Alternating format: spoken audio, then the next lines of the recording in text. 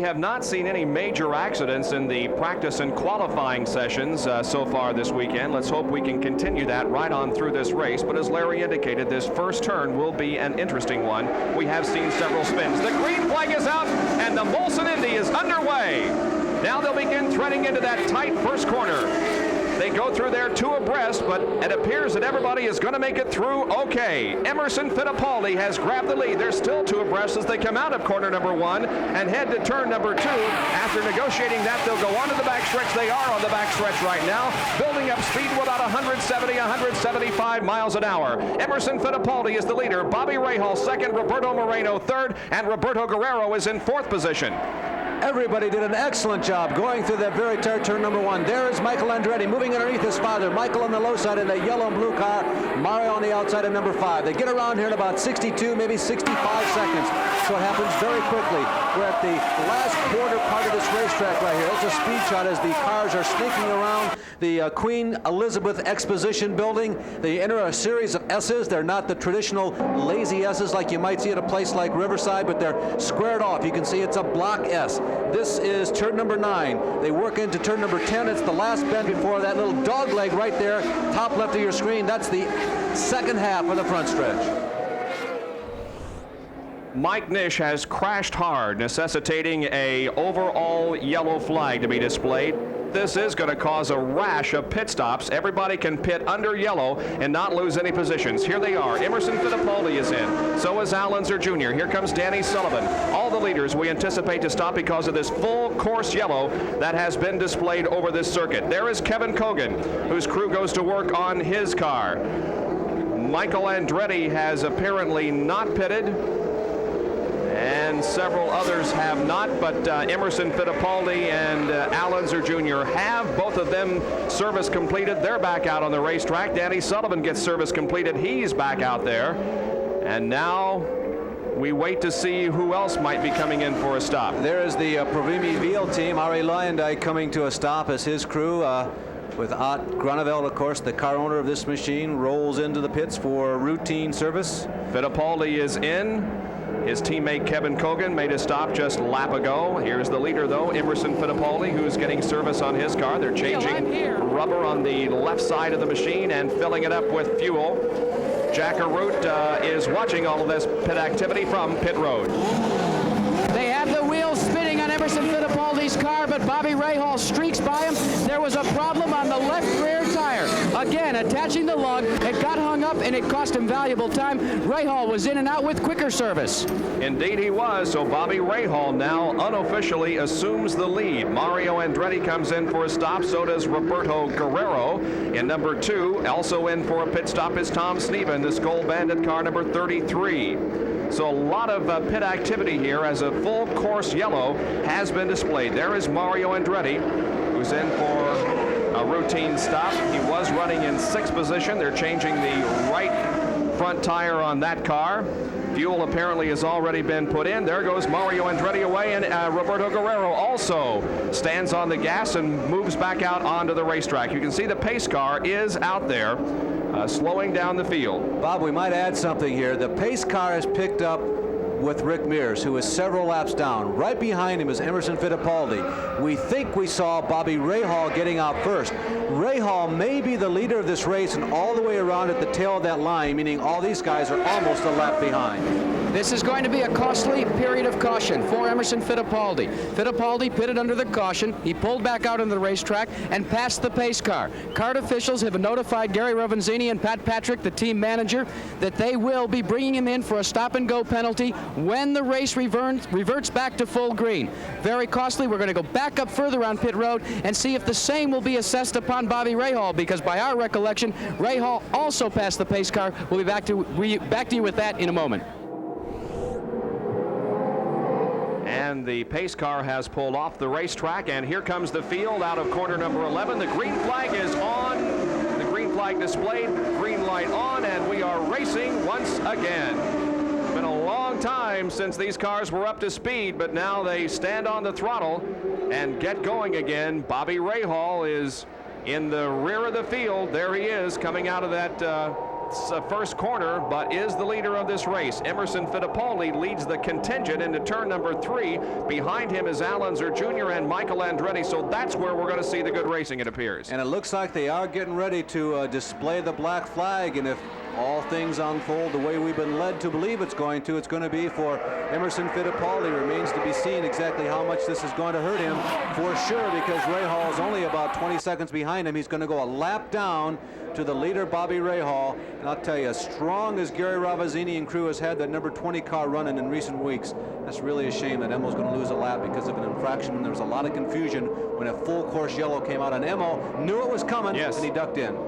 Didn't even have to have the black flag displayed to him. Emerson Fittipaldi is in the pit area. Here is Jack Arute. Here's the stop, and there's the go for Emerson Fittipaldi. He's the first of reportedly 2 drivers that will be brought in and assess that penalty. He's back in the mainstream of traffic. We'll have to wait and see if the same will be done to Bobby Rahal further on down the pits. Out in front of Rahal. Emerson got out in front of Rahal, and I'll tell you, Emerson Fittipaldi is terrific on road courses. We might be in for some thrills. That's an interesting situation. Now, Rahal reportedly will be also black flag. I did not notice whether or not he was at last time around, but Fittipaldi did make the stop and go penalty, and is back trying to work himself back up to speed. Johnny Rutherford, he's going to the inside of Rutherford right now and passing him. Roy Oboisel right ahead of Fittipaldi now. Nicky Finoro, the official starter, still has the black flag in his hand, and if Rahal happens to be the next one required to come in, that puts Little Al and Michael in that order, the leaders of this race. Still watching Fittipaldi. Waiting for Rahal to come by. Finoro has got the eagle eye out. The black flag has not been displayed as of yet. There is Emerson Fittipaldi, definitely running well within the lead lap. And we're watching the... And Rahal likewise came in. There is Bobby. Let's go to Dan Matheson. Well, I just talked 30 seconds ago with Steve Horn, the crew chief here, and he was really surprised that his driver had to stop. He said there had been a pass on the pace car, but they did not have, the pace car that is, did not have the lights on. And now here he is at a full stop, keeping the revs up. They are giving him a 1-minute penalty by the looks of it. He is not happy at all, but this does explain it now. Emerson's was a stop-and-go penalty. Rahal's is a much longer penalty, so this is going to eliminate Bobby's penalty. Jack Arute? One entire lap.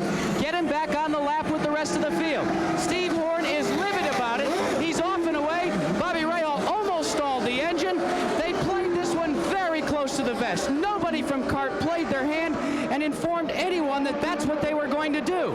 Further down, the Patrick team were visibly upset because they thought it was going to be a simple stop and go for Bobby Rahal. But what CART did to Steve Horn, the True Sports team, and Bobby Rahal, well, they kept the aces down till they brought him into the pits.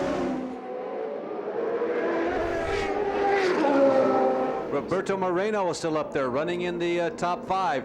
It's beginning to tighten up just a bit. There is first and second trying to put a lap on. I think it's John Morton in the Genesee Beer Wagon. Yeah, that first and second there is Little Al and Michael. I would be a little surprised. Oh, no, Michael's going to make the move. I was going to say I'd be a little surprised, but Little Al gave him the room and Michael went underneath. So a pass for the lead, and Michael Andretti goes back on top of an IndyCar race. He has led all but one race this year. He did not lead a single lap at Cleveland, but that broke his record, and now he assumes command here in this IndyCar race in Toronto and tries to pull away from Alonso Jr. If there has been a Mr. Speed with a capital S in 1986, it's that guy right there in that blue and yellow car. Michael Andretti has been seemingly superior at every racetrack except the last race at Cleveland. That was the last time, the only time this year that Michael didn't look like he had the best car in the racetrack. The early part of this race, hit the wall. Michael hits the wall, bangs on the right side of the car and goes off into the run-out area, so the leader crashes out. Michael Andretti crashes. He's climbing out of the race car, apparently okay, but he went rather hard into that wall, not at a severe angle. It just touched the wall with the side of the car, and you can see that he is visibly upset. Now running in second position is Danny Sullivan in car number 4, and as Jack Arute indicated in the very beginning of the program, Danny Sullivan is going for his third IndyCar win in a row, and that has not been done since Rick Mears did it several years ago. Danny has had some minor altercation somewhere. Look at the lower strut there on the rear wing, and Sullivan going to the inside of Little Al down the backstretch. Danny Sullivan has the line on Al Unser Jr. going into turn number 3. Brake down hard, drop down to second gear, and Sullivan's going to get him when they turn in. Oh, they go in the corner side by side, but does Danny Sullivan does grab the lead from Al Unser Jr.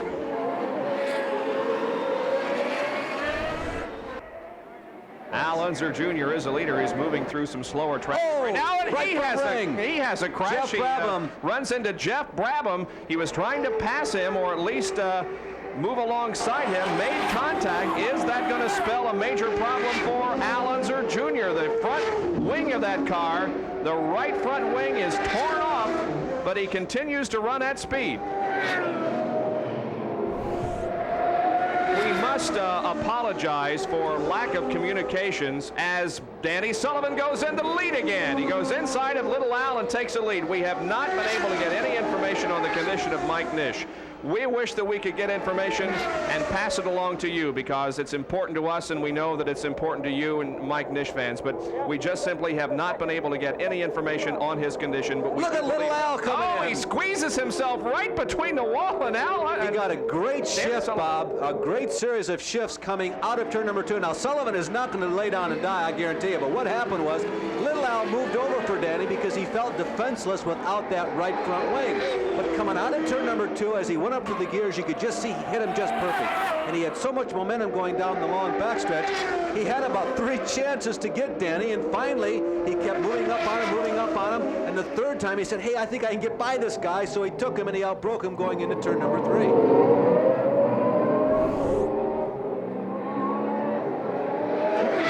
15 more laps to go. Al Unser Jr. and Danny Sullivan battle for the lead. Bobby Rahal is running third. And Sullivan has got Little Al again. Now let's see what happens going down the back of the lakeshore. It is back and forth. First Sullivan in the lead, then Al Unser Jr. in the lead. Sullivan has it at the moment.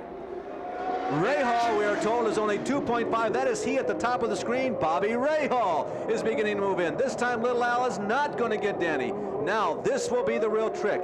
Can he stay close enough to Sullivan going through the twisty, winding part of the race course? And without the downforce in the right front, it is doubtful. Now we start turning our attention to Rahal. He seems to be moving up. Told you earlier, thought this was a Rahal-Sullivan or Rahal-Fittipaldi race. I still kind of think that. This is really going to get interesting when Bobby Rahal joins this 2-car battle and makes it a 3-car battle for the lead at the Molson Indy in Toronto. New second place runner, Bobby Rahal, has passed Al Unser Jr. Now it is Danny Sullivan leading. Rahal is second, and Al Unser Jr.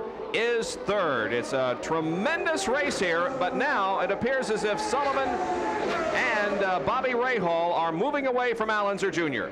Moving around Johnny Rutherford. Remember the problems that Michael Andretti had in getting around Johnny Rutherford. Not so for these guys. Here comes we go. Rahal. It's a pass for the lead, and Bobby Rahal grabs the lead at the end of the backstretch going into turn number 3. Rahal has passed Danny Sullivan for the lead. So Rahal has overcome some big obstacles here this afternoon.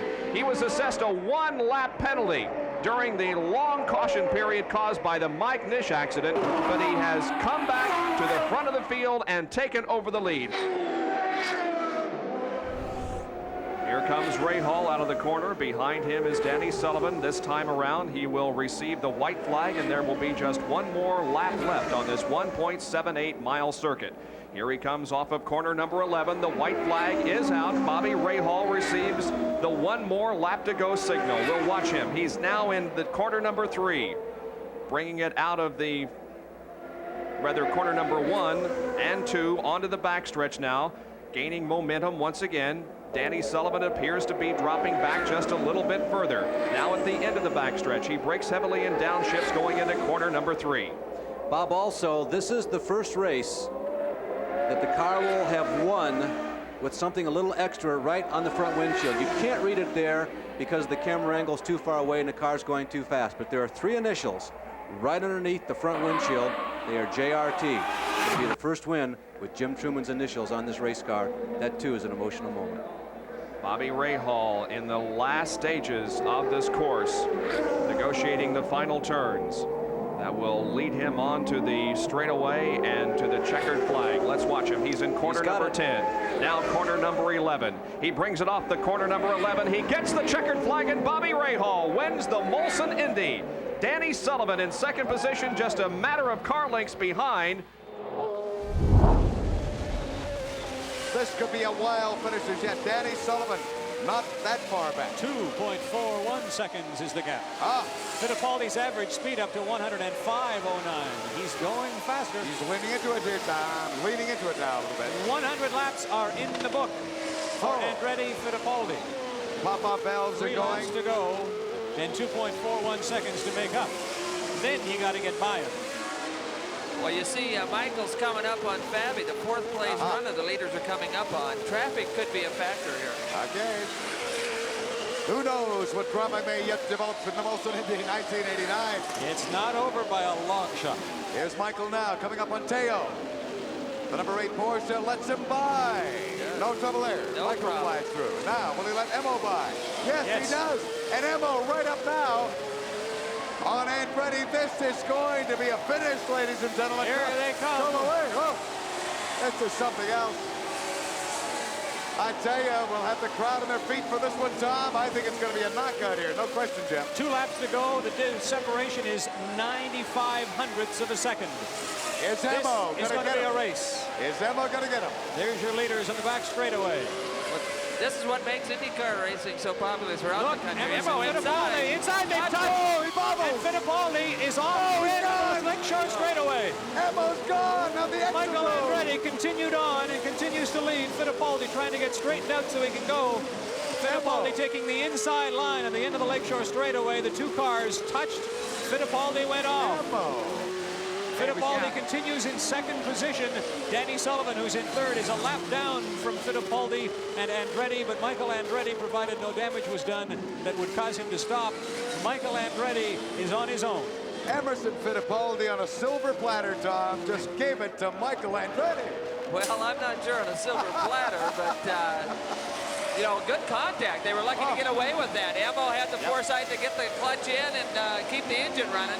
We got the white flag, 1 lap to go. Michael Andretti less than 11 turns from winning. There's Emo. He's by for the last lap signal. And you're right, Danny Sullivan well back in third. Worse than a bridesmaid this time, in fact, Jeff. It'll be... Here comes the Michael replay Andretti. on the Diamond Vision. If you can see a screen where you are in an executive. There tap. we go. Oh, he banged him Pretty good aside. contact down there. Emo tried on the inside. He must have had a little more horsepower down the back straightaway. Got a run on him, got the draft, got inside of him, and Michael sort of came down to block his position. Michael Andretti through the twisty little parts of the course. Look out, we've got a new race winner in 89. Number 6. A new name on the trophy at the Molson Indy, and I don't think we can blame Michael for that bump, Tom. Oh, no, he's just protecting his part of the racetrack. That's his to work on, and he did a good job protecting it. Here he comes. Oh!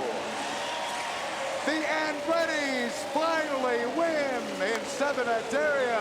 And Michael Andretti finally wins a race. The 1989 Toronto Molson Indy champion, car number 6, Michael Andretti. Emerson Fittipaldi comes second. So now they begin to come into alignment. The start-finish line, as the pace car pulls off, is actually in the middle of a curved main straightaway that is lined on the inside by the pits. The field pretty well aligned in the front row. Raul Boisel drops back just a bit. There's that curve. The green flag is just ahead of them. And there we go. The race is on in Toronto. Emerson Fittipaldi pulls way wide in the first corner. Everyone is through there safely to this point.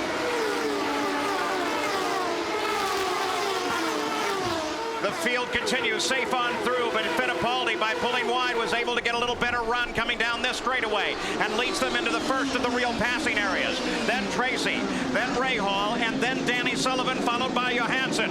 Look at the Newman Haas cars going through the corner side by side. Andretti and Mansell. Over to the backside. It is still now Fittipaldi in front, being chased by Paul Tracy. A Penske battle at the front of this field. Paul, you can sure see after that bad crash at the first turn at Cleveland how much thought the guys are putting into it. They're really being considerate of the other drivers, and that makes for a lot better start. Nigel Mansell started in 9th. He's going to have to pass some people under great pressure that he has not been racing with all season long. And Emerson Fittipaldi leads Paul Tracy across the line, followed by Bobby Rahal, Danny Sullivan, Stefan Johansson, and Raul Boisel. Lap number 1 is complete here in Toronto. A circuit at which care is very important. The entire track lined by concrete barriers. There is virtually no room for a mistake at all. Tracy takes a look to the inside of Fittipaldi. And you can just see that Paul Tracy is being overly careful right now. That's his teammate Emerson Fittipaldi. Penske would literally kill him if they had a wreck together. So he's really starting to use his head more than usual, Paul. You got a glimpse of Arie Luyendyk as he pulled up and made a move on Al Unser Jr. and got by. Now he challenges Robbie Gordon for 6th place.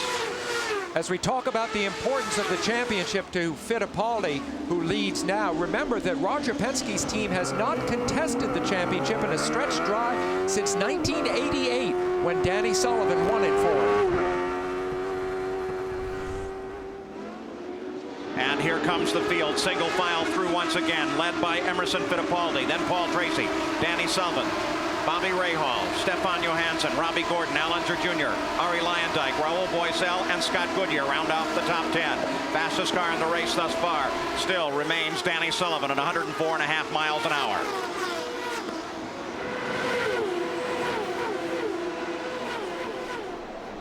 Again, Paul Tracy tries his teammate, moves to the inside, blocks him into the corner, and Paul Tracy takes the lead. Boy, did you ever see such a careful, calculated pass?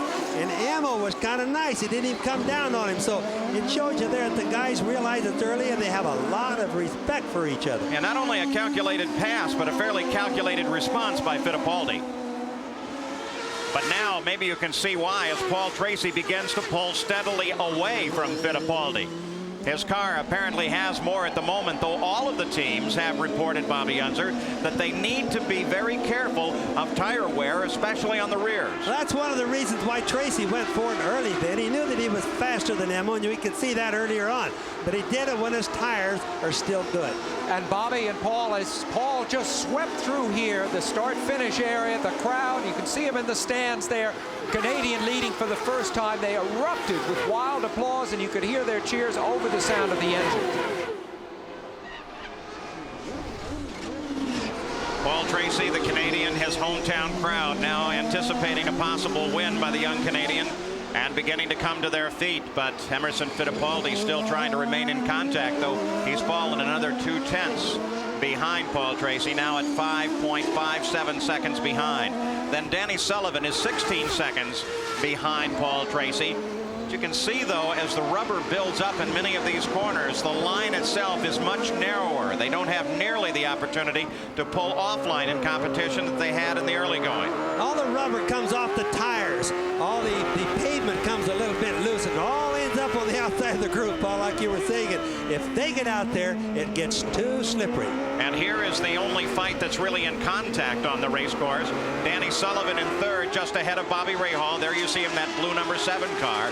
Rahal, the gold and black car, and then Al Unser Jr. is in 5th just behind him. This is the big fight on the circuit. It is led by Danny Sullivan at the moment.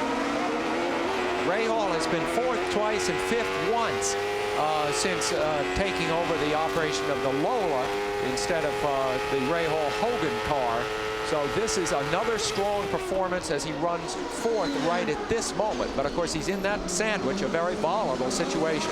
Bobby Rahal letting Danny Sullivan definitely know that he is there at the one critical passing point on the circuit. Danny Sullivan with slower traffic just ahead. Back at the front of the field, it's still Paul Tracy. Team Penske has led in every race thus far this season, and Emerson Fittipaldi has led 49 laps in this race. In order to take the 1 point for leading the most laps, he would need to complete 3 more laps at the front of the field, and we've just crossed the 100th lap. So it looks like the point will definitely go to Paul Tracy. You know, as the cars crowd in, you realize that the only place that they can do any passing is right braking. Look at Mario coming down, trying to get under Danny right there. That's where you can do the passing, but the tires are all pretty much worn out right now. The track is slippery out of the groove, so we want to watch really careful. We may see some action pretty quick here. Only about 2-3 laps left. Not to confuse that battle with Danny Sullivan. That was Mario moving inside Hiro Matsushita. Sullivan still locked in battle between Bobby Rahal and Al Unser Jr. And just remember that if Paul Tracy holds on to win, this will be the first time this race has been won by a Canadian. So the crowd is on its feet and very excited at the prospect. Paul Tracy, remember, though, has been chased by bad luck throughout his career with Penske Racing. Not to wish any of that on him now, because he runs so solidly alone in the lead. But mistakes have cost him dearly despite all of the laps he has led this season. This is a race that he has had in his mind. He's been imaging this race for months now, he spoke even right as he had won at Cleveland a week ago. His mind was already shifted forward to this race, and with just 2 laps to go, as you can see, I think he has a darn good chance of hanging on. Such a very important run to Paul Tracy, who yesterday in the qualifying thought that he had. Sullivan reaches up and pulls a tear-off away, right, Bobby? Yes, he certainly was. And look how close they are. They really get it. They're really going to try some pass it. Look at Rahal all over Danny Sullivan there. I'm going to say that Paul Tracy thought he had the pole wrapped up, but Emerson Fittipaldi grabbed it at the very last lap of qualifying. But now we ride with this battle as Danny Sullivan in 3rd place and Bobby Rahal sensing the end of the race himself and trying to do everything he can to get around Sullivan. As the white flag, 1 more lap to go, will be displayed to Paul Tracy as he flashes over the start-finish line alongside of Teo Fabi. As we watch the cars that are remaining try to do the passing, remember there is no more blocking allowed. Wally Dallenbach is watching them. That's like a policeman watching a speeder. So Paul Tracy runs alone, unchallenged at the lead of the race. He has only to coast it home. And if he had pain from his throat early in the game, I bet he's not feeling it right now. Fittipaldi in 2nd place.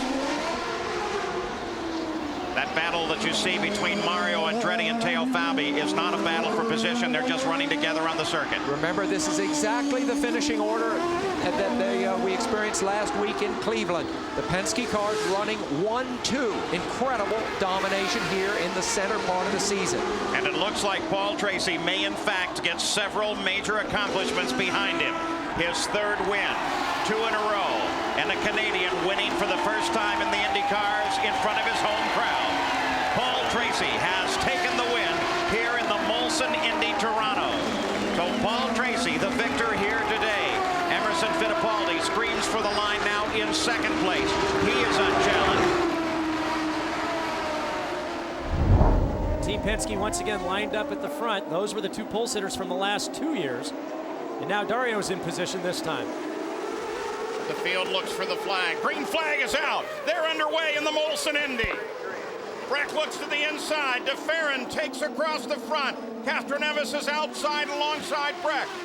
Breck slots into 3rd place. Fastest part of the track here.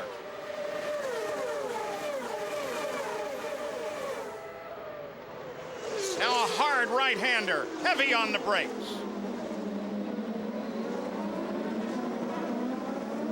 Several rows go too wide, and there's trouble. It looks like Dixon.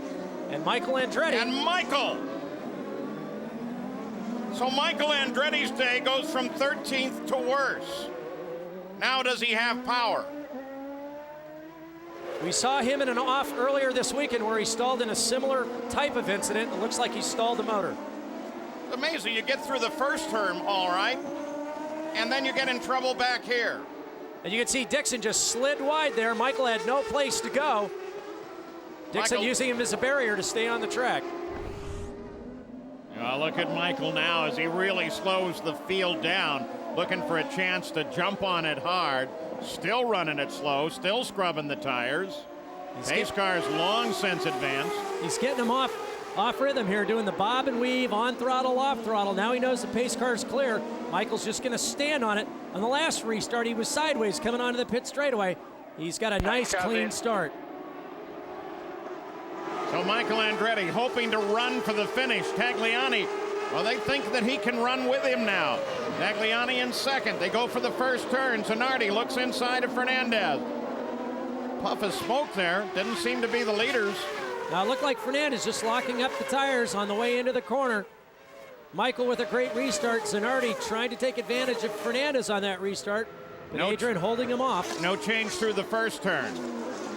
Zanardi looks inside. Fernandez sweeps wide across him. Kanaan closes just a bit on Gugelmin. Saw it again there. Puff of smoke heading into turn 5. And Tagliani is staying with Michael Andretti. They're pulling away from Fernandez. Michael got an advantage, obviously, on the start about the first half of the lap, but now Tag's starting to come back.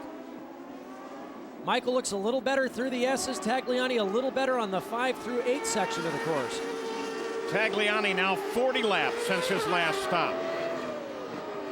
I guess if I'm Jerry Forsyth and I own that car, I just say pedal to the metal at this point. We'd rather win it, and if we don't, look at this. Look at this, what's going on here? Bruno coming out of the pits and joined right with Tagliani, and that certainly gave Tagliani some hesitation. It's all over you. Protect the inside. Do what you got to do, buddy.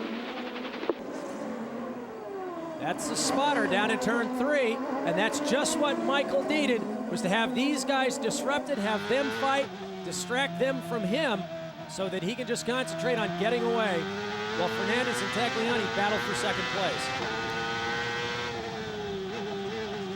Fernandez in pursuit of Tagliani.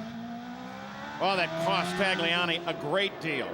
It may have cost him the race. Jan Bikas.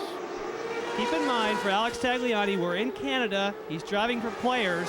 Players has never won a race in Canada. The fans are absolutely trying to cheer him on for all he's worth. Yeah, but when they saw that in the Andretti pits, they were cheering for Michael because they knew it gave him an enormous opportunity. Well, he went from a 0.8 second lead to 3.4 seconds, so a huge advantage gain because of the disruption of Bruno Junqueira coming out of the pits. And now these drivers, you've got Tagliani there locking up the brakes into turn 3. He's primarily focused on trying to defend his position from Fernandez. Fernandez is watching Zanardi behind him. And in the meantime, Michael has just checked out and disappeared. And not to forget, as you look down in the rundown, Zanardi, Dixon, Tracy, they're there, 4th, 5th, and 6th. All of them having, comparatively, a very good day. Zanardi especially. Well, Zanardi certainly has had an uneventful day compared to everybody else in that list, trying to avoid the contact and the number of the incidents. Remember, you have the overtake button. You have the overtake button. That's basically, Good to go. basically just saying use whatever you've got left. Go to full power, full advance, full mixture.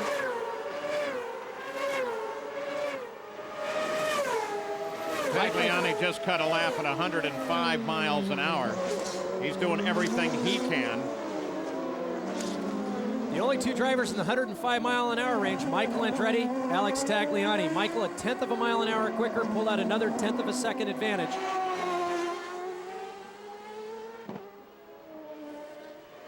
Three and a half seconds. That's the interval from this car back to Tagliani.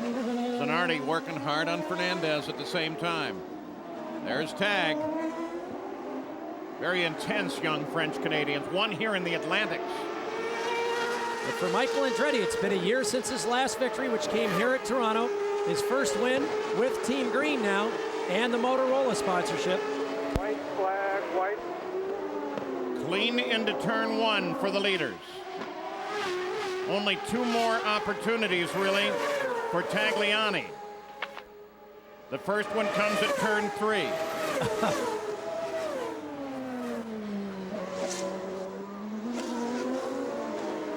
Tag having a nice break now from Fernandez. Fernandez having to worry about Zanardi. This race isn't over yet.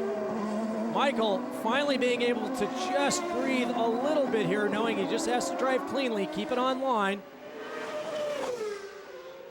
Can you believe this? Starts 13th, falls all the way back to the back, comes all the way forward. We mentioned 13th as lucky. It sure looks like it's going to be for Michael Andretti. Looking for his 41st career win. The checkered flag's out. 7th win at Toronto. Hey, Paul, this is the white flag. We are plus 6.9 seconds, so be really smart here. Last lap, bring it home nice and smooth. And I'm sure that's what the team is thinking when they say that to him. Be smart here. You got 6.9 seconds. Fernandez is going along at a reasonable clip. You don't have to get him. What a difference in a couple of words. It shows the maturity and the calming influence of Tony Saccali. He says, nice and easy, rather than don't do something stupid. Should he hold on for the remainder of this lap, Paul Tracy will become the 5th different winner in the last 5 Champ Car races. At Milwaukee, Michel Jourdain. Laguna Seca, Patrick Carpentier. At Portland, Adrian Fernandez. At Cleveland, Sebastian Bourdais. And here in Toronto, it appears it will be Paul Tracy. And the crowd of some 73,000 people, predominantly pro-Canadian, will come to their feet to welcome home native son Paul Tracy from Toronto, who will win. You are the king of Toronto, man. Great job. I mean, these guys don't quit. They keep fighting, keep fighting, keep fighting. This week, you're seeing again a precision effort, a speed effort by Justin Wilson. And with CDW on board, we're happy to see it. Oh, Wilson for the lead. Justin Wilson passes Serbia.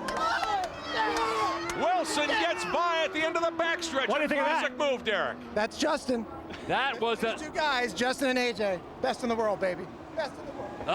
You could just tell the emotion in his voice. The CDW car came down inside. It had a look first, and then he just absolutely pounced down the inside of Oriol Servia. Awesome move by Justin Wilson. Now you can tell, I believe, Allmendinger knows he's got enough to get by Servia as well as the laps wind down.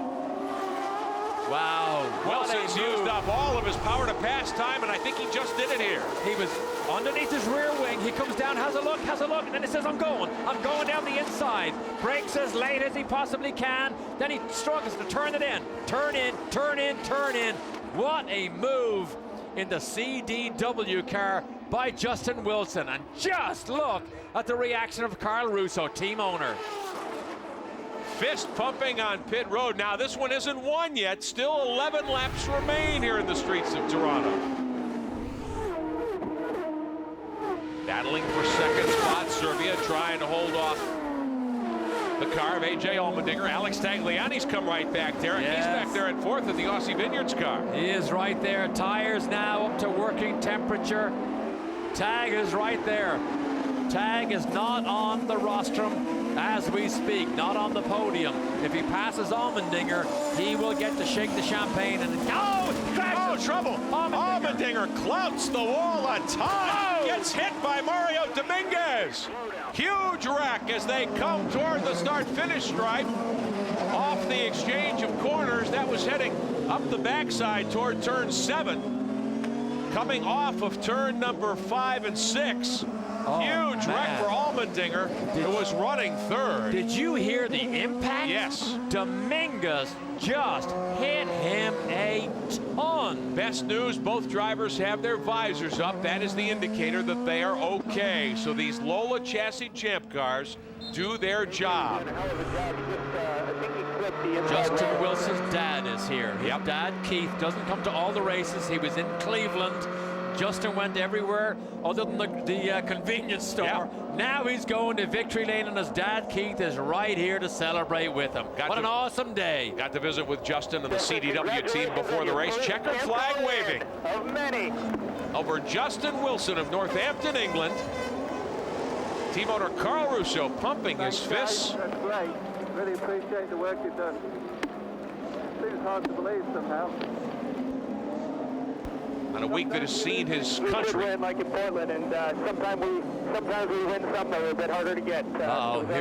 Devastated by those attacks and explosions. Here's the donut contest. Tracy leads it from Cleveland. Let's see how good Wilson is. We're going to have a competition at the end of the year. You know what? These aren't bad. We'll buy the Krispy Kremes for him. He didn't go long enough. They're not bad. They're good donuts. He just didn't go long enough. Tracy still leads the donut competition. Yeah, no. That's pretty good. Nah, it's average. Tracy's are better. All right. What a day for Wilson. Love to see this. A guy who is not normally very emotional, Derek. The fist in the air on the backstretch, saluting the huge crowd here at Toronto. Now we'll see the lights go out here, and the sequence, of course, is standard. The amount of time between when the lights go out and when we actually go racing can vary a little bit. Anywhere from a half of a second up to 3 seconds. The first 2 races, it was about a half a second, and then in Mont-Tremblant it was longer. And I wonder if that's why Sebastian Bourdais appeared to jump the start. Maybe now they have to wait because they do know it's variable. Bourdais on the inside of the front row. Wilson alongside. Oriol Servia qualified great. He lines up third alongside Simone Pagenaud, the very strong Team Australia rookie. And fifth on the grid, Bruno Junqueira for Dale Coyne's team. The lights coming on at Toronto. One car stalled on the grid.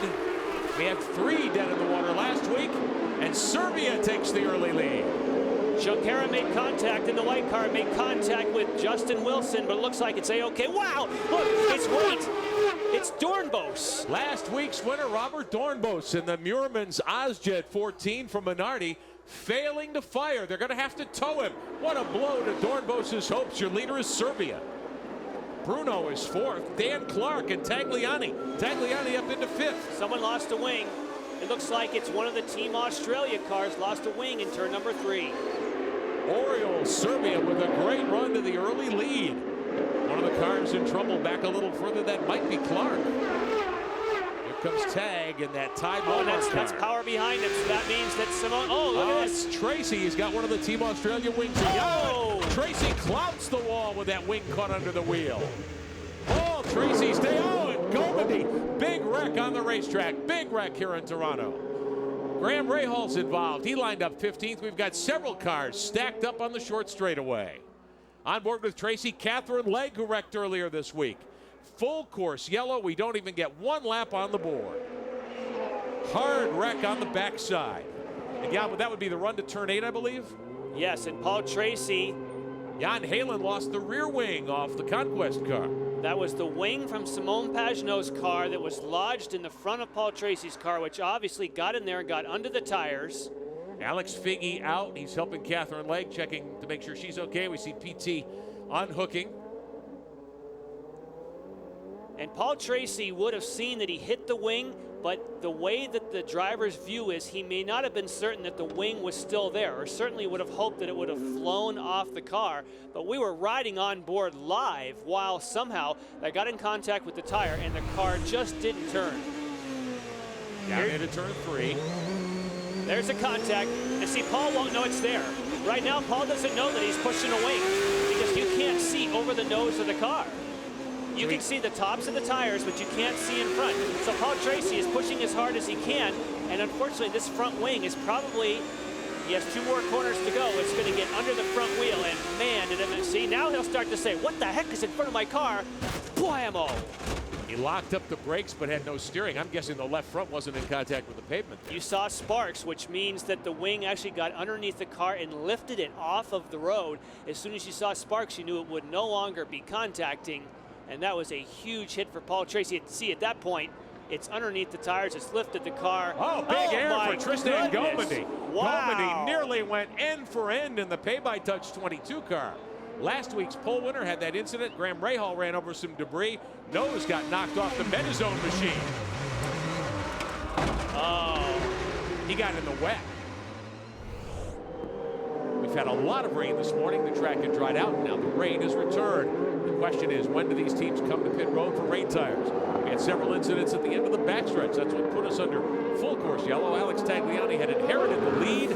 He spun into the tires. Servia clipped him. Servia had led the first 31 laps. Now, Robert Dornbos, last week's winner, had vaulted to the front of the class. He's going to lead the front runners down. Guys, they're headed in for rain tires, it appears. Justin Wilson in the CDW9 car will pit now as well. He had clipped Bourdais and spun earlier. Cameron. They can see the wets going in. Just a splash of fuel for Bourdais. And originally it said no fuel, tires only. Maybe playing their cards there that someone else is listening on the radio. But he did beat the other cars out. That is what you would expect, as if Bourdais should have beat both Dornbos as well as Rahal because they needed fuel. And we obviously know in Serbia here, long time on pit road. But think about a couple of guys who came in, one in particular, Ryan Dial, who we just said was having a fantastic race. He came in and got rain tires just before the yellow. You know what? He's our new leader. And so did Neil Yanni as well, Jan. So yes, that strategy has really paid off for those drivers. There is Dial in the Sun Molecule Pacific Coast 28. Michelle Beisner, this could work out terrifically well for the youngster from Scott. Absolutely, it could. Tyler, what an impressive pit strategy. Talk to me about it. It just started to sprinkle. You know, we've kind of had a little bit of a rough weekend. Ryan's done a great job in the Sun Media car, so we just went and took a little bit of gamble, put him on wets, and it turns out it looks like it was the right call. Everybody else has gone to wets now, but we're leading our first Champ Car race. Yes, you are. And Ryan's raced here before. Does that give it an advantage at all? Absolutely. You know, we struggled with Alex's car this weekend because he hasn't had experience at this location before. Experience pays huge dividends. And so with Ryan having been here before, out front now, hopefully we can finish the race in the same position we're in right now. Now what's really interesting, look at Dan Clark. He's got red sidewall slicks on. He's in second spot. He did not take on the wet tires. The time of the power to pass remaining certainly in Rahal's advantage. He's saving it all for the end at the moment. Graham Rahal will restart in 8th spot. He was involved in that lap 1 wreck. They had to slap a new nose cone on the Metazone car. Here we go. Oh, Watch Clark can barely keep it pointed straight. Neil Johnny will move to 2nd in the Red Bull car. Watch out for Clark, because if it's as wet as it looks like, he may not make it very far. Here comes Power. Will Power with a dive bomb move to get by Bourdais for 4th spot. Ooh, baby. Bourdais shuffled back to 5th. Johnny is 2nd in the Red Bull Gulfstream car. And Dan Clark still on slicks in 3rd. Bourdais coming back. Action down the inside. That's Power. Bourdais. He comes to the inside. He can't get by Power, but he does get by Clark. Boy, Dan Clark, the fact that he's even keeping that thing on the road on slicks, what a great job of driving. Well, what happened to the Minardi team? Why did they not bring Clark in for wet weather tires? Well, they thought it was going to dry. He's got a tiptoe back there. That's the only reason. You know what? If you stay out there and you keep the car in one piece and it stops raining, it will work. You're great. Yeah, but that's a big risk. That's a hero or zero gamble. Oh, yeah. On board Rahal, the Metazone 2 car, 8th on the restart. But look how the drivers go outside of those concrete patches. When it's wet, those concrete patches are like a slick track. That's why they go way, that's not him missing the line. That's what he's looking for, to find the groove that you need in the wet. CDW telemetry for Rahal's car, gingerly on the throttle.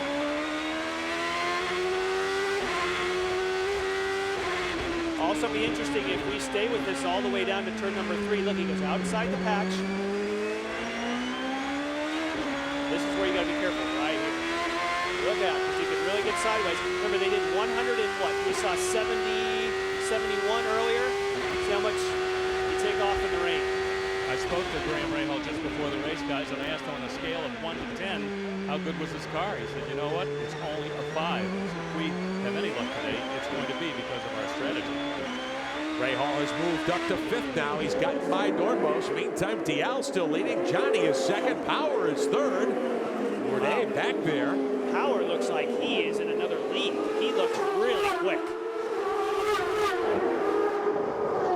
Ryan Dial made his Champ Car debut here a couple of years ago. Johnny way offline. Remember he said I was famous for that in GP2. We heard from him in the very beginning of the race. Tony Cotman will not like that. He might get his hand slapped for that one. Power trying to get by him. Johnny making that Red Bull car very wide as they come off the final corner. It's very hard to enforce, like we talked about in the open. When it's wet, but see, Johnny's not. Now he comes over, and here comes Power. Will Power inside in turn 1. Johnny gives him room. Now, is that a case of Jimmy Vasser maybe getting on the radio and saying, hey, let him go before you get in trouble? I think he was awfully busy to get a radio call from the pits in that case. But, you know, it's one of those things where he probably figured he could get away with it once, but he knows for sure, as much as everyone has talked about it, he couldn't get away with that twice. Bourdais back in 4th. Rahal is 5th. And one car in trouble, Speedy Dan Clark. Yeah, you can't do it on slicks. You know, he did a great job for a few laps, but That's a really hard job on a slick racetrack. I am astounded, Jan, and I don't claim to be an expert in Champ Car strategy, but I'm astounded they didn't bring him in maybe one lap. Sometimes it's a driver's choice. Sometimes they'll say, I don't need rain tires, I can do it.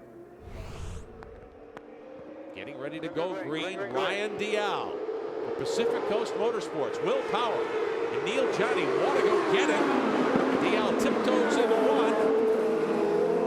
Able to stay on the button. Justin Wilson up to 5th behind Bourdais. Dormos is 6th. Junqueira, Pagenaud, and Servi. It is definitely worth saying that when you're a rookie and you're leading a race in the rain, there's no bigger pressure. And so far, he's been perfect. But here comes Power. Going for the lead. But he's going to hit the slick spot. Will Power. Dial lets him go. Johnny is able to hold off Bourdais for 3rd. Power's the leader now. Nice move by Power. But see, Dial didn't panic. I mean, he didn't panic. He stuck in there. He's still 2nd. It's a great run for him. Certainly a win for Pacific Coast to lead laps and run 2nd. But as you thought, Jan, Power very quick in the wet weather. I wonder if it's a fuel thing, because it seemed like in the last segment, well, you know what, I don't know if fuel would help you that much because you're so power limited in these kind of conditions. But certainly on this restart, Will Power, as we expected on the last segment, would be the class of the field. Neil Johnny meantime in the Red Bull Gulfstream PKV 21 car runs in 3rd. One of his best showings of the season. Taking a look on the car of Ryan Dial. This is for 2nd. Johnny to the inside at 1. Dial gives him room, stays on the asphalt. Smart driving by Dial. And that's the thing he just learned. See, he learned his lesson, what happened in turn number 3. He tried to run around the outside, but there was just too close proximity of Will Power. Will Power actually got in there, slid across the slippery section, and took that spot away. Yanni can't quite do that. Caution, caution, caution. Another yellow, another spin on the racetrack. Dial runs in 2nd. Someone has gotten in trouble, and J.D. Wilbur goes full course yellow again with 23 minutes of racing to go. Oh, Servia. Oriol Servia, who led from the start the first 31 laps. He has hit the wall in turn 11. Down here with Michael Cannon with Minardi. You were speaking to team owner Keith Wiggins. You saw what happened, Michael. Any concerns that Robert might be penalized for that incident? I certainly hope not. I know that Sebastian was starting to really struggle with his rear tires. And Robert came on the radio and said, I don't know, I think he must have just braked late or early or missed a gear. Just ran right over the poor guy. But it certainly wasn't intentional, I'll guarantee you that. I mean, we're in a points race. We can't afford to take each other out. If you think there was bad blood last week between Bourdais and Dornbos, well, we'll see what happens this time around. Back underway on the backstretch. Justin Wilson 4th. He's trying to track down Ryan Dial. Wilson may be able to get back to a podium finish here. Dial trying to hang on to a podium spot for Pacific Coast. Johnny is 2nd. 5th belongs to Pagenaud. This will help Team Australia in the Canadian Triple Crown standings tremendously if they come home 1st and 5th. They keep both their cars running. Very few of these teams at the end of these races recently have had 2 cars running. But boy, Team Australia, certainly from the Triple Crown standpoint, is looking great. And Dial, he's really, I know inside, he is so bummed that he, in his mind, gave away the lead. But right now, he's fighting for a podium. He wants to get his first podium, but here comes Wilson. Justin Wilson in the CDW 9 car. On the concrete, they hit it. Dial goes into the tires. Oh, no. Justin Wilson takes out Dial. You know, in motocross, they call that the block pass. They come in where there's a berm, and they put you up into the berm, and they stop you. That was rude. I know the Wilson. Bump and run. Yeah, I mean, and that was not Dial's fault. Ryan Dial was 3rd. Wilson had running room on the inside. You knew he was hitting concrete. He couldn't possibly slow down enough. He stayed right on line, doing just what he's supposed to do. Wilson is on the slick stuff. Wilson, you know, he can't keep it in there, and he just gives him what I call the block pass. And here's a guy just about to get on the podium for the first time in Champ Car. Gets slammed by Justin Wilson. So Wilson goes to 3rd. If it stands, we stay green, and honestly, I'm a little surprised. Less than a minute to go. Dial is in the tires in the running area. We'll see what happens here, but it looks as though Will Power, all of this happening behind the 5 car, the winner at Las Vegas, headed for his 2nd win of the season in his 2nd year in the Champ Car World Series. But it should, if Dornbos keeps running to the end of the race, he'll just pick up another position on Bourdais because he'll have 1 car in Dial that, well, he's not there anymore. Maybe they got him refired. We'll see what happens. Dial shown active on the timing and scoring monitor. We'll see if there will be one more lap. I think they will start one final lap. We'll go 73, it appears, here today. Here comes Power getting the 1 to go signal from J.D. Wilmer. 1 lap remaining. Power leads Neil Johnny. Johnny on his way to his best Champ Car finish. Wilson now wants to try Johnny, it appears. Justin Wilson, after bonsaiing by DL for 3rd, thinks he may have a shot at 2nd. Yeah, but he just got wheel spin. He got wheel spin in turn number 2. That's not going to work. It looked good off of turn 1. Then the car got a bit of a wiggle. He had to back out. Neil Johnny in that Red Bull Gulfstream PKV car in 2nd spot. The CDW9 of Wilson. On the outside, it is still very wet out there. Everyone on rain tires. Final lap here at the Steelback Grand Prix of Toronto. The Bridgestone Potenza wet weather tires have performed very well as always. Wilson trying to make a move here. Now he used that bonsai move earlier to get by Dial and put him in the tires. Dial back running. That corner's coming up right here. Shown 7th. This is where he did it, but see the difference? Johnny did not give him a chance to get to the inside. Neil Johnny 2nd, Wilson 3rd. Great battle. Pagenaud 4th. Bruno Junqueira headed for a top 5 for Dale Coyne's team in the Sonny's barbecue car. Wilson will try it one more time. Final corner. They should be side by side for 2nd. Will Power will win. Johnny trying to hold on for 2nd. Johnny will get 2nd in the PKV car. Wilson is 3rd for R Sports. Pagenaud finishes 4th for Team Australia. Junqueira 5th for Dale Coyne Racing. Pace car has pulled off. Here comes your race leader, Castroneves, around turn 11. Gets a little power slide. And watch Tracy. He certainly wants to try and get a good start. Looked like he has spun the tires back there in turn 11. Yeah, look at Ryan Briscoe. Briscoe gets underneath Hideki Muto, who is lap traffic. Justin Wilson was not as fortunate, though. He got blocked off. Now Castroneves and Tracy are on the red tires. Franchitti is on the regular black sidewall tires. Let's see how this works out for the first couple of laps. All right, that's Justin Wilson in the background getting around Hideki Muto. Does Danica Patrick get around her teammate? Does he give her the room? Does he give her the room? Yes. She takes the room. She just barges in there and moves him over.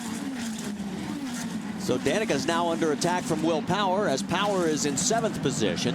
There you see EJ Vizo. Hideki Muto must feel like a ping pong ball right now. And it's terrible when your car doesn't have traction or does not have the grip. You are just in the way and you feel it, and it's a terrible situation. Muto is the first car 1 lap down in 17th. But this is when you have to get on the gas, because in this scenario right now, this is the time to make up time to the person in front. Castroneves is just trying to gain some light in between him and Franchitti. Well, right there you see Paul Tracy, and Vince, you've caught up with his team owner. Of Dario Franchitti, and the series told you to let Dario by. What was the reasoning you were given? Well, Dario made it in the pit lane when it went yellow, and so we went by him while he was in his pit box, servicing his car. But because it went yellow, I've never seen such a rule like that. You know, we packed up and easily went by Dario. He was sitting in the pit box. I guess they said because timing and scoring was frozen, that we had to let him back by. But then under that train of thought, anybody who stalls on the track and it goes yellow, they get their space back, right? I'm flabbergasted, but Paul's doing a great job for the Wounded Warriors here this weekend and Ontario Honda dealers, and we got a little bit of race left to go, so. You hear the frustration, Jack Arute in the voice of Jimmy Vasser. Vince, let me add to the frustration, but some quick thinking on the part of Team Ganassi for Dario Franchitti. He had committed and was coming down pit road when the yellow lights came on. His team thought they were going to wave him through so that he didn't get penalized. And generally, what the tech officials will do is close their fist and say the pits are closed. But as Dario Franchitti came to his pit stall, the pit tech raised his thumb up, saying that he had already made the line before the yellow came out. And now we've got the battle for the lead, and it pays off for Franchitti in spades. The guy that he just passed is trying to nurse his tires. He's on the reds. Franchitti's on the Firestone primary blacks. So we have our 6 lead changes. You were finishing up, Jack, and Dario Franchitti, and the reason we're being told there is a line, an electronic line in the pavement And that is what signals what the position is at that moment when the yellow comes out. So that's the definition from race control. But I'm sure that's not going to please Jimmy Vasser or Paul Tracy. No, that certainly doesn't. But I'm watching right now, Helio Castroneves, he is nursing his car, cannot put the power down coming out of the turns. And right now, Tracy's right behind him, and he's going to hold Tracy up just a little bit. Tracy's goal, I need to get past Castroneves because I don't want Franchitti to make too much space in between the two of us. I mean, he has got more problems since he has gone to the red tires here than he did when he was on the blacks. I mean, he is struggling to keep power and grip. Well, they are a softer tire, and sometimes when you put them on, it does change the balance of the car. And so maybe he's got a bit of understeer, it looked like there a little bit. Then he couldn't get the power down. He's not carrying the speed through the turns. It might get better as he starts to run more laps on the tire. But right now, he has to fend off the charge from Paul Tracy. Well, look at this. In the last lap, Dario Franchitti was 2 seconds faster, and here goes Tracy trying to dive bomb the corner. Does he make it? They have contact. Now returning. Oh, they stuff each other. They take each other out of the race. Neither one would give. Well, you knew when Tracy's beside you, he is not going to take his foot off the gas. Very bumpy, as we've documented today, and a lot of confrontation areas, as we're seeing right now, between Dixon and Wilson, as we saw this earlier today, between Castroneves and Tracy. But the street courses, as we have them, very bumpy, very demanding, no room for error because of the concrete wall.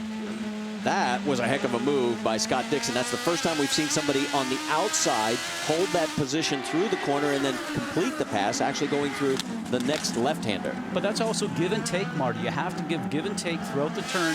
You know that you've been beat for the turn, and in that scenario, just a good, clean move by a gentleman driver. Well, we've caught up with Thomas Scheckter. Vince? Thomas, we saw your frustration in throwing the gloves at Alex. What was, from your perspective, how did that situation unfold?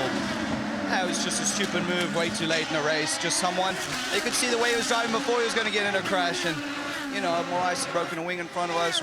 We had a tough race. We were leading for a while. We just did a great job by the Montevideo crew. But, I mean, just a non-brain move right at the end. And, you know, just to hit me up the back there when someone's got a front wing broken, I'm making a pass on someone. He's got nowhere to go, you know, got stuck in the fence towards the end. Sour end to the day for several drivers in that situation, guys. Well, Moraes did get a new wing. He is out there. He is the last car on the lead lap in 11th position. But right now we're watching Scott Dixon because he's got the best battle on the racetrack because he's trying to overtake Will Power for third place. Dario Franchitti's lead, we'll let you know, is 1.8 seconds over Ryan Briscoe. And we will have 5 laps to go now here at Toronto.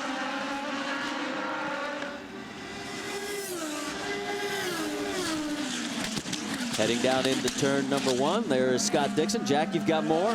Yeah, Marty, remember I told you about the transmission that Roger Penske made to Ryan Briscoe, about he had a teammate that could help him in Will Power in the 12. Well, they monitor everything here. Teams monitor each other, and it didn't take long for Mike Hull to hear exactly the same thing. And during the caution period, to tell Scott Dixon exactly that. He also cautioned Dixon, be careful. Well, but I sort of agree with Scott from the standpoint of Will is got a 5-race package here, 4 more after this one. He's not going to do anything stupid, but he sure as heck wants to put on a great performance. And Will certainly is not in the points battle right now, and Scott Dixon is. So that great information coming from Mike Hall from Target Chip Ganassi telling his driver, Scott Dixon, be cautious. And he knows what that message means. Be cautious, you're in a points battle. It's better to finish in 4th than it would be being taken out of the race.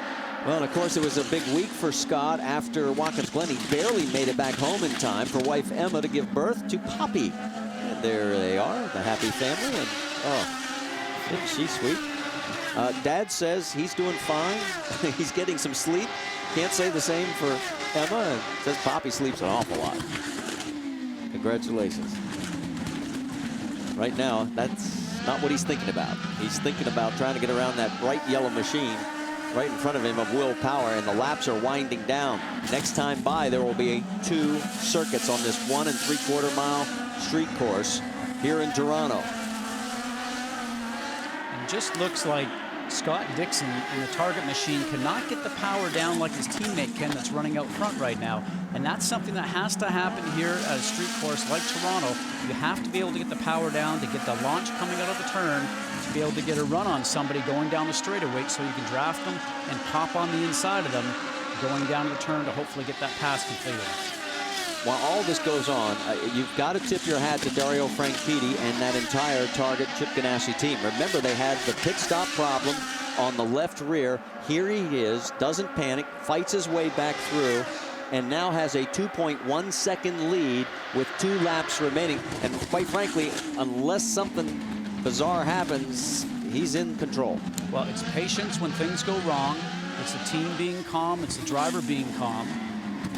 And he certainly knows, as his wife Ashley looks on the right-hand side, that he has the opportunity in his hands right now to win this event. So it's now being smooth, hitting your marks, and not making any mistakes. As we see all those pieces of rubber on the outside of the circuit, outside the driving line, he knows he needs to stay right in the middle of the road and stay away from those. Well, he won earlier this year at Long Beach, where he led the most laps in that race. He's led the most laps today as he comes towards the white flag. 1 3/4 miles from victory as Dario Franchitti, who also won on the oval at Iowa, looks to move back into the points championship lead if he can just negotiate this layout one more time. That's Ryan Briscoe in second. In third is Will Power. Scott Dixon is fourth. Justin Wilson fifth, and Danica Patrick in sixth. Remember, Dario has one win here before, back in '99, so a decade ago. It's going to work out for him. He'll start to enjoy Canada. Makes his way through turn 6. Fast streak down past turn 7. The always treacherous turn number 8. And there's just a few more to go. Dario Franchitti, despite the disastrous pit stop, is going to come back, pick up his 11th career win in the IndyCar Series, his 21st in open wheel racing, and his second here at Toronto.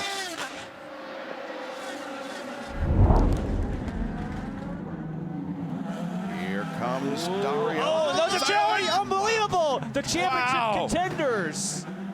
And Power gets the worst of it. Oh, that was not Power's fault. Wow. And he stalled. Yep. He needs to be restarted. Full course caution. Yeah. He got a wheel under him, and wow. Very similar to the Kanaan situation. Guys, can I give you my take on this? And you're going to say, what are you thinking? Dario has huge respect for Will Power and vice versa. And it almost looked like Dario was going to have a go and then kind of backed out. And, right. And because of that, you know, indecision, they just touched. I don't think it was anything malicious. It was just one of those things. Well, let's take a closer look. This is very similar to what we saw between Briscoe. In fact, he's nowhere close, though. See, Power... almost exactly the same. Yeah, but Power didn't give him room because, you know, Franchitti was far enough back to where he's thinking, okay, well, he's at this point, okay, I'm clear. I can go to the apex. Guys, and you could see he was looking in his mirror for Dario. Yeah. You know, you see his head just turns, you know, more to the right, and he obviously, like you say, didn't give quite enough room. I definitely don't fault Power in that one. I don't think it was malicious, but definitely Franchitti turned him around. Driver's right at turn 3, around the corner. Now, what you have to wonder is if race control will give Franchitti a penalty for that as avoidable contact. Yep. I'm sure Penske will be pushing for that. Yeah. There's no doubt that the Penske team will want to see something done. That's surprising to me. As you said, they have a lot of respect for each other. And I agree. It was probably, can I make it? Oh, no, I can't. And he was trying to abort. Exactly, but by then it was too late and they touched.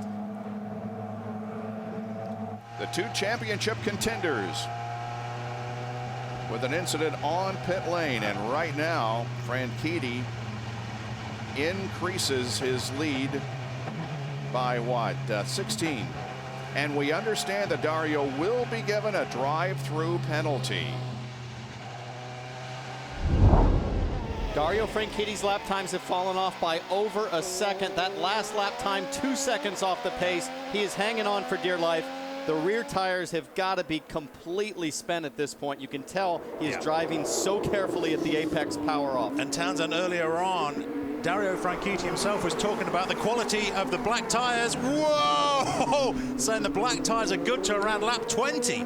Now Bourdais didn't stay with it on the outside there. He's going to force the issue here up the inside. Whoa, was that four wheels? Was that four It was, wheels but Lee, inside I got the a note here from race control that they're not going to enforce 2 wheels on the racetrack for the rest of the race. It is any piece of surface you can find, you can use. So fair move by Bourdais. Look at Dixon on his teammate now. Scott gets by Dario. What on earth is happening to Dario Franchitti? He's lost 3 positions in that many corners. And he keeps getting told to stay out, and he continues to. Boy, oh boy. Dario Franchitti leading until this point here. Watch the silver car, the chrome car of Sebastian Bourdais. Bourdais sticks his nose in, and he's got all of that curb to run now because he knows I can use every bit of it. Yeah. This is what it looked like for Will Power. Now here I thought Bourdais was actually going to stay side by side like Kanaan did earlier, but he hung back, got a run, and then just shoved it up the inside. Lucky that Dario did not turn in and take the corner as usual. Yeah. But if Scott Dixon decides to use this, he will have that push to pass down the entire Lakeshore. And look at this move. He's on it. He is on it and blows by Sebastian Bourdais. New race leader, Scott Dixon, last weekend's Pocono 400 winner, is in the front again on a track he has never stood on the top step of the podium at. We're getting ready to race and finish this first of 2 races here in Toronto. Will it be Dixon, or can Bourdais do something special? Dixon's gone. There's no way that he's going to let that happen. Green and white. 1 more lap, 1.75 miles. Who's on the inside there? That's Helio Castroneves trying to get by his countryman and friend Tony Kanaan. And Mike Conway is going to have a big run on Castroneves here. Mike Conway on the button, on those red tires. Let's see if he can get a run. No. Look at Power on Franchitti. Inside goes. Oh no! Hang on to it. The two come together. No! Wow! And Power knocks himself out of it. And this will send him straight to the back of the pack. No, for Will Power. We told you about these 2 guys at Toronto. Yeah. They're like oil and water, and it's happened again. However, up front, it is clear that Scott Dixon has been the class of this opening race. He is the man. And it was unbelievable last weekend in Pocono. What a dominant performance. Good fuel economy from the Hondas. Great driving from Scott Dixon.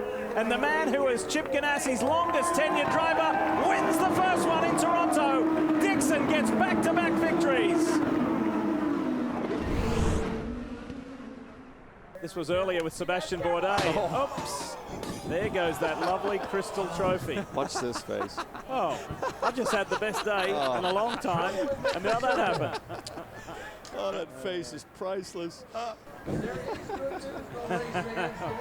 Poor guy. At least he's got a good spirit. That's what's left of Sebastian Bourdais' second place trophy. Win here at Toronto would move him to second all-time on another list, and that's all-time win list here at Toronto. Only Michael Andretti has more at 7. This would be win number 4 for Scott Dixon. The other incredible record that we would see out of that is 18 consecutive seasons with at least 1 win in the IndyCar season, which would extend his own record of consecutive seasons with a win. It is not a surprise that this man is a 6-time champion, and worrying for everybody else, because how many times have we seen him kind of come from the back, be a second half of the season driver? It's like letting Tiger Woods get within, a few strokes in the final round. It's just... All right, bud, you got grade 2 and all the overtake you want here.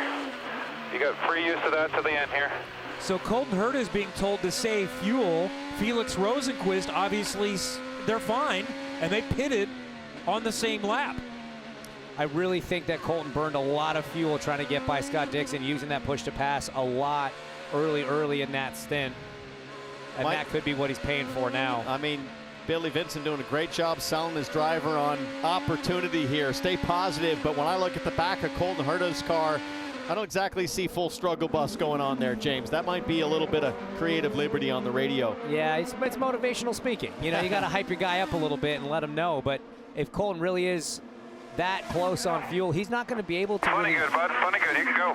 use his push to pass as a defense mechanism. So you know, we know that Felix has more, and I think he has the freedom to use it as well. So this could still get interesting with 4 to go. Best finish this season for Felix Rosenqvist, 4th at the Indy 500. So he's looking for his first podium with Arrow McLaren SP. The last time he was on the podium, you have to go back to when he was with Chip Ganassi Racing in 2020. That was the season he got a win. You can really tell there from the onboard of Rosenqvist, James, that Colton is focusing totally on exits. He's given up those entries, just focusing on trying to get the car squared up as much as possible. Meanwhile, Felix is being tempted into charge the entries. Now he's starting to burn up his tires a bit. Yeah, it's all about 3 to go here. 3 to go. Getting off of turn 11 and getting off of this one right here, turn 1 for Colton Herta. Make sure you've got that good acceleration down these straightaways into the best passing opportunities. Felix still has plenty of push to pass to use. He needs to use it to close up to him, Townsend, and get the opportunity to take those stabs.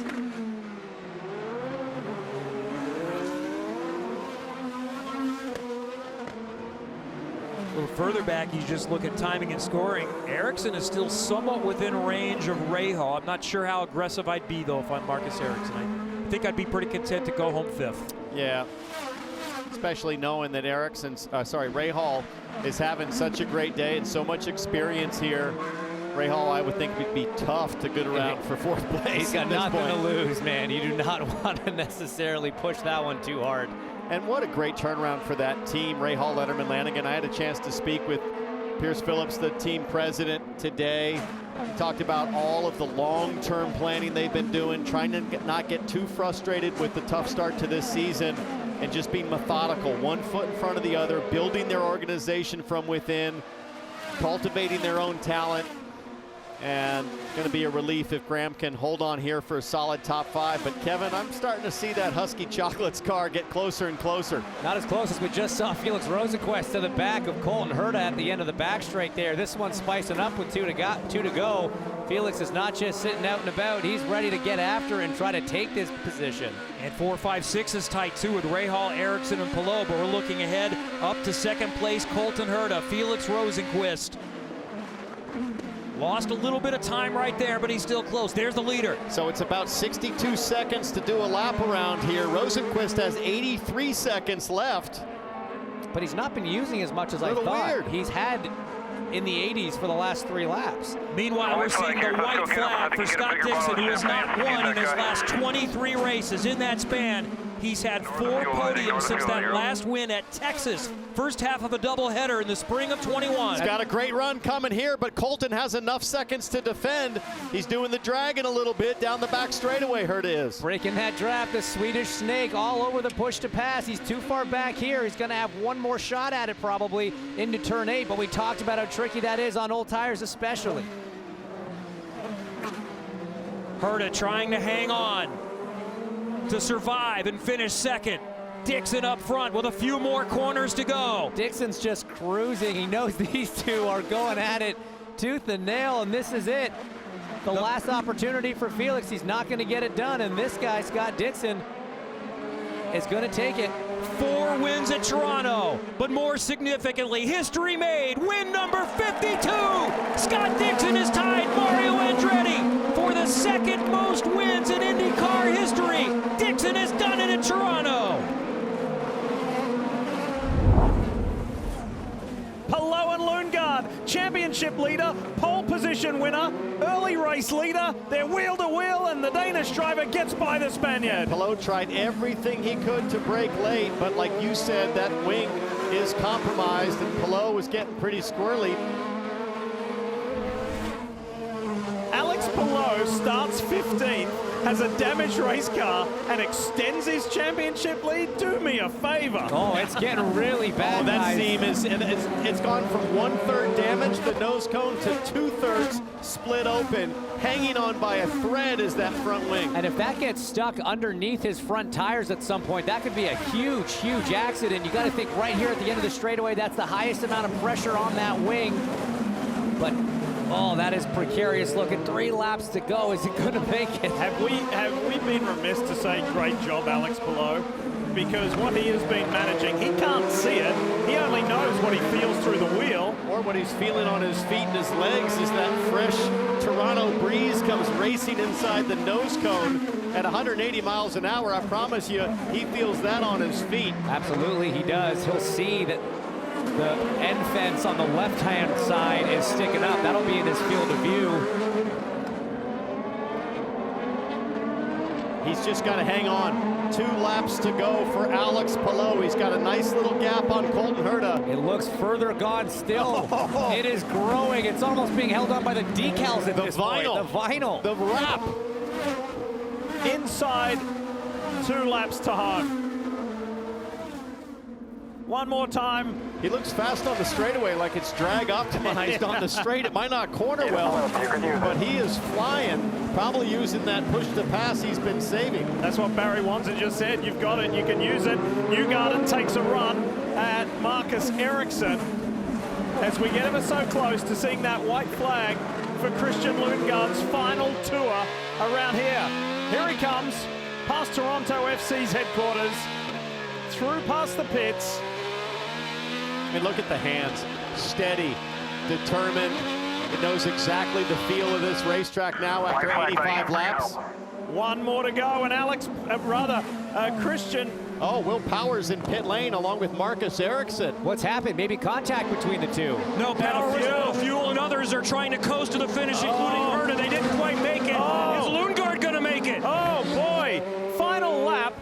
Less than 1.8 miles. Does Alex Palou still win this? If Christian Lundgaard runs out of fuel, I don't think they would let him pull out a 10-second gap if he didn't have this under control. But for Power and Ericsson, that is a shocking surprise. Something went horribly wrong on projections. Think about this big picture-wise. Rahal, Letterman, Lanigan. Bobby Rahal, the racing legend. Mike Lanigan, the business guru. And David Letterman, one of the most famous entertainers in all of television over the years. It's an eclectic trio that own this team, but boy, have they shown that they've got some resolve and determination at the hands of a 21-year-old driving the Vivid Honda. Christian Lundgaard here in Toronto is an IndyCar race winner. Good. Ready? There you go. Oh my God. It's going. Oh my God! How's it looking? Dude, you look gorgeous. Yeah.